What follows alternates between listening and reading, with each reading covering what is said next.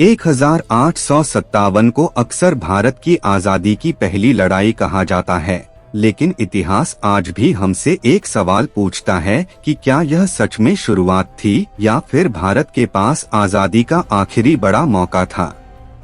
उस समय Bharat east India company के अधीन था, जहां अंग्रेज सिर्फ शासक नहीं बल्कि हमारे निर्णय, हमारी आस्था और हमारी पहचान को भी नियंत्रित कर रहे थे।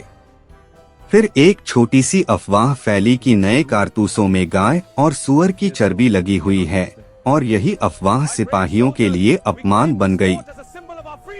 मेरठ से उठी यह चिंगारी जल्द ही दिल्ली पहुंची, जहां बहादुर शाह जफर को एक बार फिर भारत का बादशाह घोषित किया गया। किसानों, सिपाहियों और आम लोगों ने मिलकर अंग्रेजों के खिलाफ हथियार उठाए, लेकिन यह विद्रोह एकजुट नहीं था।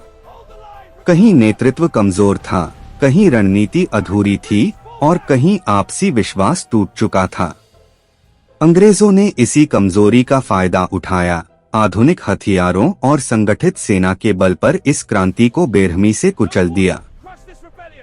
दिल्ली उजड़ गई, हजारों निर्दोष मारे गए और बहादुर शाह जफर को अपमान के साथ रंगून भेज दिया गया। 1857 की लड़ाई हार दी गई, लेकिन यह हार व्यर्थ नहीं थी। इसी विद्रोह ने भारत को यह सिखाया कि आजादी भीख में नहीं मिलती, बल्कि एकता, बलिदान और संकल्प से हासिल की जाती है।